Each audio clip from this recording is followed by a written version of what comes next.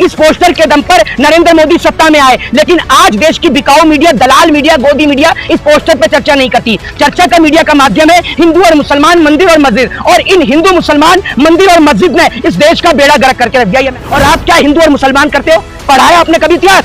अगर कभी आपने व्हाट्सएप पर ज्ञान छोड़कर इंडियन हिस्ट्री को पढ़ा होता, तब आपको पता चलता कि जितना योगदान इस देश की आजादी में हिंदुओं का, सिखों का और ईसाइयों का है, उतना ही योगदान मुसलमानों का भी है। और अगर इसका देखना है आपको तो जाकर देख लीजिए इंडिया गेट पर और पढ़ लीजिए, वहां कितने सारे मुसलमानों के नाम लिखे हुए हैं जिन्होंने इस देश की आजादी में अपना बलिदान दे दिया। ठीक है, और अगर आपको और पढ़ना है तो देखिए मीर उस्मान अली के बारे में, जिन्होंने जब ये देश लड़ाई लड़ रहा था, हमारे पास पैसा नहीं था, तब इस देश को 5 टन सोना देने का काम मीर उस्मान अली ने किया। और आप बात करते हैं कि मुसलमानों ने क्या किया है? जब इस देश के अंदर जलियांवाला बाग हुआ, तब जनरल डायर ने गोली चलवाई, तो उससे पूछा गया कि आपने गोली क्यों चलाई, तो वो कहता है कि जो मुसलमान हैं वो आजादी की जंग से भाग रहे थे, जिस कारण हमने गोली चलवाई। 14 दिन पोस्टमार्टम चला, 76 पठानों का पोस्टमार्टम हुआ। एक पठान के बेटे ने वो खान अब्दुल गफ्फार खान ने आगे आकर कहा कि अगर एक भी मुसलमान की पीठ पर गोली मिल गई तो मुसलमान आजादी की जंग से बाहर हो जाएंगे। आपको बता दूं कि 76 पठानों का पोस्टमार्टम हुआ, लेकिन सबकी छाती पर गोलियां पाई गई, एक की भी पीठ पर गोली नहीं पाई गई। और आप आज के दौर में इस मुसलमान को गद्दार बताते हो। एक बात बोलूंगा, कड़वी जरूर लगेगी, लेकिन सच है, इस देश को बर्बाद करने के लिए कोई पाकिस्तान और कोई चाइना की जरूरत नहीं है, और ना ही अब दोबारा अंग्रेजों की जरूरत है, क्योंकि इस देश के अंदर अंग्रेजों की राह पर चलने वाले कुछ अंग्रेज सत्ता में बैठ चुके हैं, जिन पर आए दिन प्रधानमंत्री विदेश से कर्जा लाए जा रहे हैं, विदेश से उधार लिए जा रहे हैं। इस उधार को चुकाएगा कौन? जरा ये तो बताइए। ये जितने भी भाजपा के नेता सत्ता में बैठे हैं, ना तो इनके आगे नाक ना पीछे पगात। ये तो देश के ऊपर कर्जा हो रहा है, कल को आप सवाल किससे पूछोगे? है आपके पास इस सवाल का जवाब? अब आप पूछेंगे कि भैया देखिए, एक बात मैं आपको बता दूं कि जो रिपोर्ट सामने आई है, ये नरेंद्र मोदी जी के और भाजपा सरकार को जो आपको दिखाया जा रहा है कि मोदी विश्वगुरु बना रहा है, तो आपका यही विश्वगुरु का नतीजा है कि आपको मंदिर और मस्जिद में, हिंदू और मुसलमान में हिंदुस्तान और जिंदाबाद और पाकिस्तान मुर्दाबाद में आपको उलझाकर यही देश की स्थिति कर दी है। आपको एक बात बता दूं कि जब नरेंद्र मोदी जी ने इस देश के अंदर सत्ता की कुर्सी संभाली थी, यानी साल 2014 के अंदर, उस वक्त पे भारत देश के ऊपर जो है वो कर्जा था 54 लाख करोड़ रुपए का। आपको बता दूं ये कर्जा 1947 से साल 2014 तक का था, जो भारत के ऊपर था 54 लाख करोड़ रुपए का कर्जा। लेकिन जब से नरेंद्र मोदी जी ने इस देश की सत्ता की कमान अपने हाथ में ली, यानी साल 2014 से लेकर साल 2022 तक इस देश के ऊपर कर्जा कर दिया नरेंद्र मोदी जी ने 155 लाख करोड़ रुपए का, यानी सीधा सीधा कर्जे में 181% का इजाफा नरेंद्र मोदी सरकार ने किया। लेकिन जब उस रिपोर्ट को आज अपडेट किया गया, आईएमएफ ने रिपोर्ट दी, यानी अंतर्राष्ट्रीय मुद्रा कोष की रिपोर्ट के मुताबिक भारत देश के ऊपर 205 लाख करोड़ रुपए का कर्जा हो गया है। जिस देश के अंदर जीएसटी जैसी स्कीम लाकर जनता के ऊपर मोटा मोटा टैक्स थोपा गया, जिस देश के अंदर जनता को 5 किलो सड़ा राशन दिया गया और इस देश की कंपनियों को बेचा गया, रेलवे का प्राइवेटाइजेशन किया गया, और उसके बाद भी इस देश के ऊपर 205 लाख करोड़ रुपए का कर्जा हो गया। कैसे? मैं पूछना चाहता हूं कि ये देश का पैसा कहां जा रहा है, ये पैसे को कौन डुबा रहा है? और आए दिन प्रधानमंत्री विदेश से कर्जा लाए जा रहे हैं, विदेश से उधार लिए जा रहे हैं। इस उधार को चुकाएगा कौन? जरा ये तो बताइए। ये जितने भी भाजपा के नेता सत्ता में बैठे हैं, ना तो इनके आगे नाक ना पीछे पगात। ये जो देश के ऊपर कर्जा हो रहा है, कल को आप सवाल किससे पूछोगे? है आपके पास इस सवाल का जवाब? अब आप पूछेंगे कि भैया ये जो कर्जा है आपकी कैसे बढ़ रहा है। अब मैं आपको बताता हूं कि ये कर्जा कैसे बढ़ रहा है। इस कर्जे के बढ़ने का जो सबसे बड़ा कारण है वो ये है कि पहले एक पोस्टर पर चर्चा होती थी, वो पोस्टर था ये था वो पोस्टर कि बहुत हुई महंगाई की मार, अब की बार मोदी सरकार। इस पोस्टर के दम पर नरेंद्र मोदी सत्ता में आए, लेकिन आज देश की बिकाऊ मीडिया, दलाल मीडिया, गोदी मीडिया इस पोस्टर पर चर्चा नहीं करती। चर्चा का मीडिया का माध्यम है हिंदू और मुसलमान, मंदिर और मस्जिद, और इन हिंदू मुसलमान मंदिर और मस्जिद ने इस देश का बेड़ा गर्क करके रख दिया। ये मैं आपको बता दूं, आज अगर देश के ऊपर कर्जा बढ़ रहा है तो उसके पीछे का कारण यही है क्योंकि नौजवानों को बेरोजगार कर दिया, नौजवानों के स्कूल बंद करके उनको अशिक्षित करने का काम भाजपा सरकार ने किया है। और मैं पूछना चाहता हूं कि जिस देश के अंदर 2014 से पहले सिलेंडर का दाम 400 रुपए हुआ करता था, उसका दाम आपने 1200 पहुंचाया। जो पेट्रोल आपको 60 से 70 मिलता था, उस पेट्रोल का दाम आपने 100 पार पहुंचाया। लेकिन उसके बाद भी देश के ऊपर इतना बड़ा कर्जा, कौन है इसका जिम्मेदारी? सवालों का जवाब देना नरेंद्र मोदी सरकार। आज कर्जा तो कर्जा, भारत देश भुखमरी के मामले में यानी ग्लोबल हंगर इंडेक्स के मामले में आपको बता दूं कि भारत का स्थान 111वें पायदान पर आ गया, लेकिन इस पर कोई चर्चा नहीं है।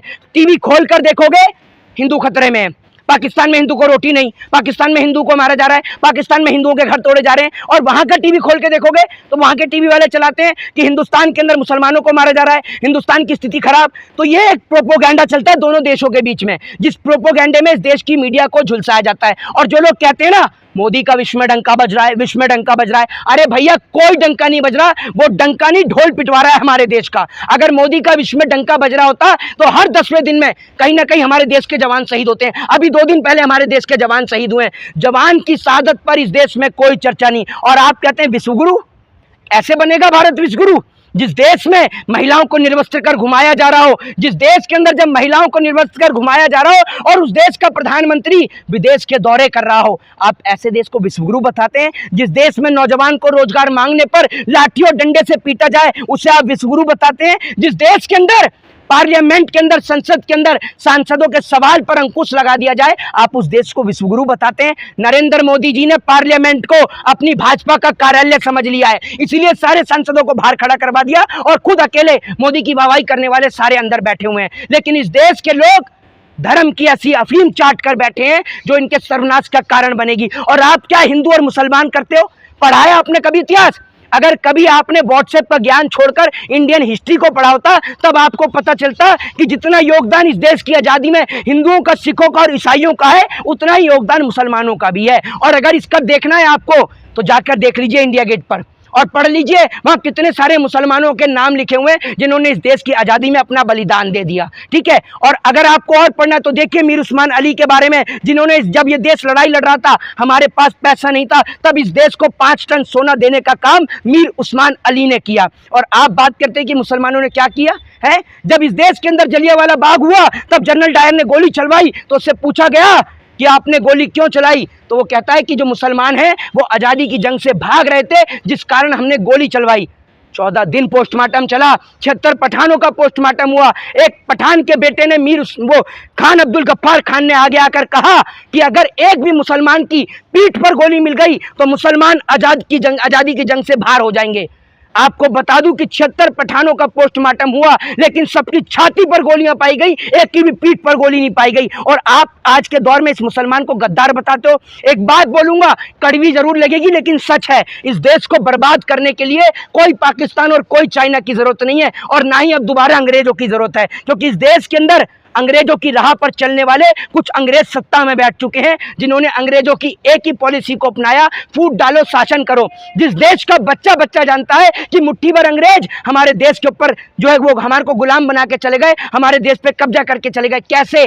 सिर्फ एक ही नीति से, फूट डालो शासन करो, हिंदू को मुसलमान से, मुसलमान को हिंदू से लड़ाओ। वही काम बीजेपी कर रही है, लेकिन लोग आंख के अंधे हो चुके हैं, कान के बहरे हो चुके हैं, इनको कुछ समझ में नहीं आता और यही कारण बनेगा जो हमारी देश की बर्बादी का बनेगा। आज हमें मारने के लिए किसी की जरूरत नहीं, कोई हथियार की जरूरत नहीं, सरकार हम ही लोगों को आपस में लड़ा रही है, मंदिर मस्जिद के नाम पर, हिंदू मुसलमान के नाम पर। देश का नौजवान बेरोजगार घूम रहा है, उसके पास रोजगार नहीं है। एक आदमी जो भूख से मर रहा था आज ठंड से भी मर रहा है क्योंकि उसके घर पर बुलडोजर चला दिया। सरकार जो है वो किसी को घर देने का काम तो नहीं करती लेकिन लोगों के घर पर बुलडोजर चलवाने का काम जरूर करती है। बन रहा है ना और जनता खुश है, राशन में भी खुश है।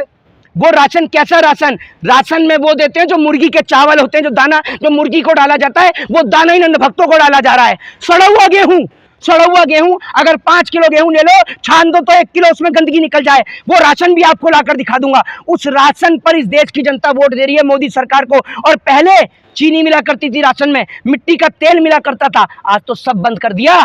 गेहूं तो पहले भी मिलता था, चावल भी मिलता था, साथ में चीनी भी मिलती थी और मिट्टी का तेल भी मिलता था। मोदी सरकार ने देकर कोई एहसान नहीं करा है। और आज जो वादे मोदी सरकार ने किए, 24 घंटे लाइट भी आ रही है, तमाम सुविधाएं मिल रही है, राम मंदिर बनने को तैयार है, उद्घाटन होने को देखिए आपको बता दूं, नरेंद्र मोदी देश की जनता के, वो 125 करोड़ जनता के वो महबूब हैं जो शादी से पहले तो 1000 वादे करते हैं लेकिन शादी के बाद एक भी वादा नहीं निभाते, जिसका प्रूफ नरेंद्र मोदी जी की पर्सनल लाइफ से भी जुड़ता है। ठीक है, आपको बता दूं इन्होंने बहुत वादे किए सत्ता में आने से पहले।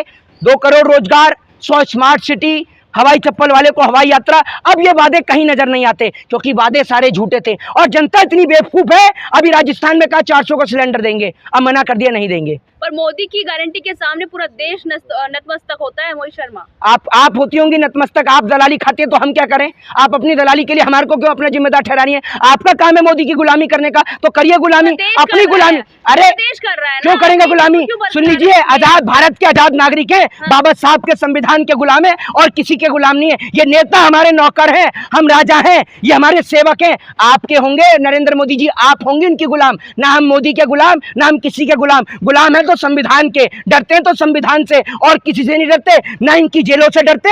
इनकी जेल में इतना दम नहीं है कि हम जैसे लोगों का मुंह बंद रख सकें। भगत सिंह, राजगुरु और सुखदेव को मानने वाले हैं, जरूरत पड़ी तो देश के लिए फांसी का फंदा भी चूमेंगे, लेकिन किसी के आगे नतमस्तक नहीं होंगे। ये बात याद रखिएगा। 400 करोड़ का रुपया की लियाकत अपना मकान बना रही है, आपको उसमें भी तकलीफ है? अरे क्यों नहीं होगी तकलीफ? जो कल तक अपनी कैब बुक कर करके आते थे, आज 400 करोड़ का मकान बना रहे हैं, लेकिन कोई ईडी, कोई सीबीआई की रेड इनके घर पर नहीं पड़ेगी। इसलिए नहीं पड़ेगी, भाजपा की दलाली करते हैं, भाजपा की दलाली में रहो। आपको तो राज्यसभा तक भेजेंगे, लेकिन अगर उनका विरोध करोगे तो भैया आपको जेल में डाल देंगे। लेकिन हम एक बात कहते हैं कि जन्म तो बहुत बच्चे लेते हैं, लेकिन चर्चा सिर्फ उनकी होती है जिनकी मृत्यु के समय पर हजारों लाखों करोड़ों लोगों का जन सैलाब होता है। इस देश के अंदर जिस दिन बाबा साहब अंबेडकर ने जन्म लिया, जिस दिन भगत सिंह ने जन्म लिया, उस दिन कई लाख बच्चों ने भी जन्म लिया, लेकिन चर्चा आज भी राजगुरु सुखदेव, भगत सिंह और बाबा साहब भीमराव अंबेडकर की होती है। याद रखिएगा, चर्चा गॉडसे या सावरकर की नहीं होती। वो तो आज भी कि हम स्वतंत्रता सेनानी थे उस बात के प्रमाण देते हैं, लेकिन जो स्वतंत्रता सेनानी था उसको पूरा देश जानता है। और ये शहीदी दिवस के दिन चल रहे हैं। आपको एक बात बता दूं कि जितना योगदान इस देश के अंदर सिखों का है ना, शायद ही किसी का हो। ये लोग क्या करेंगे उनकी बराबरी? जो लोगों का पेट भरने का काम करते हैं, ये उन्हीं को खालिस्तानी ठहराने का काम करते हैं। लेकिन वो खालिस्तानी आतंकवादी या पाकिस्तान नहीं, वो इस देश के सच्चे सेवक हैं और जो माँ भारती का फर्ज बॉर्डर पर खड़े होकर भी निभाते हैं। जय हिंद, जय भारत, वंदे मातरम।